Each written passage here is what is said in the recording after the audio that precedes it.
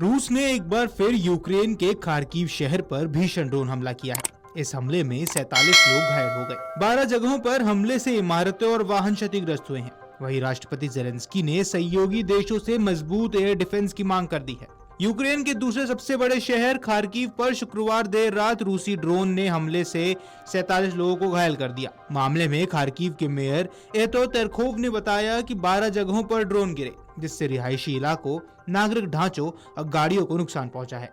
वहीं रूस के इस हमले के बाद यूक्रेन के राष्ट्रपति व्लादिमीर जेलेंस्की ने सहयोगी देशों से मजबूत और निर्णायक समर्थन की अपील की है। हमले के बाद अपने सहयोगी देशों से मदद की अपील करते हुए जेलेंस्की ने कहा कि जब दुनिया फैसलों में देरी करती है तब हर रात यूक्रेन के लिए एक डरावना सपना बन जाती है।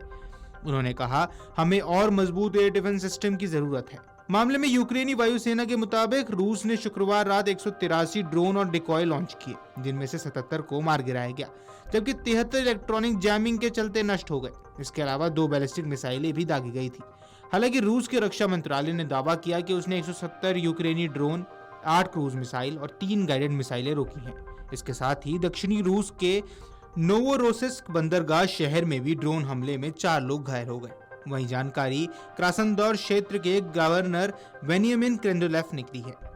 गौरतलब है कि हमला ऐसे समय पर हुआ जब अमेरिका और यूक्रेन के बीच एक समझौता हुआ है, जिसके तहत अमेरिका को यूक्रेन के खनिज संसाधनों तक पहुंच मिलेगी। इस समझौते से यूक्रेन की सैन्य सहायता मिलने की उम्मीद है, खासकर जब राष्ट्रपति डोनाल्ड ट्रंप के रुख को लेकर अनिश्चितता बनी हुई है।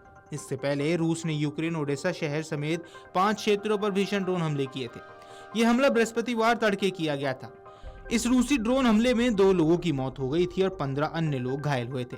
यूक्रेन की आपात सेवा ने बताया कि काला सागर के तट पर स्थित यूक्रेनी बंदरगाह शहर को रूस ने जानबूझकर निशाना बनाया है।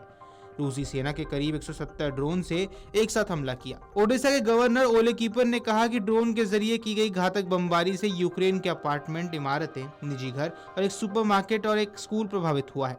इस दौरान 2 लोगों की मौत भी हो गई। कीपर द्वारा साझा किए गए वीडियो में हमले में बहुमंजिला इमारत को पहुंचे नुकसान, एक टूटी हुई दुकान और आग की लपटों में काबू पाते दमकल कर्मियों को देखा जा सकता है। मेयर एतो तेरखोव के अनुसार यूक्रेन के दूसरे सबसे बड़े शहर खार्किव के मध्य में स्थित एक पेट्रोल पंप को निशाना बनाकर ड्रोन से हमला किया गया, जिससे उसमें आग लग गई। यूक्रेन की वायुसेना ने बताया कि रूस ने बृहस्पतिवार रात को किए गए हमले में 5 यूक्रेनी क्षेत्रों को 170 विस्फोटक ड्रोन और हथियार इस्तेमाल किए, जबकि अन्य 68 संभवतः इलेक्ट्रॉनिक रूप से जाम होने के कारण बेकार हो गए। वायुसेना ने कहा कि ड्रोन के अलावा रूस के रात भर के हमले के दौरान 5 बैलिस्टिक मिसाइलें भी दागी गई। वहीं रूस के रक्षा मंत्रालय ने रविवार को कहा कि उसकी वायुसेना ने रात भर में 8 यूक्रेनी ड्रोन मार गिराए हैं। वहीं आपको बता दें कि रूस के राष्ट्रपति व्लादिमीर पुतिन ने यूक्रेन में 3 दिन के युद्ध विराम का ऐलान किया था। ये युद्ध विराम 8 से 10 मई तक दूसरे विश्व युद्ध के सोवियत संघ की जीत की 80वीं वर्षगांठ के मौके पर होना है। रूस ने यूक्रेन से भी इस दौरान युद्ध विराम करने को कहा है। दूसरी ओर यूक्रेन के राष्ट्रपति व्लादिमीर जेलेंस्की ने 30 दिन के युद्ध विराम की मांग की। रूस की ओर से यह ऐलान ऐसे समय पर हुआ है जब अमेरिकी राष्ट्रपति डोनाल्ड ट्रंप ने यूक्रेन में युद्ध अभ्यास में हो रही देरी पर नाराजगी जताई। रूस के युद्ध विराम के इस फैसले को लेकर यूक्रेन ने भी बात मान ली है।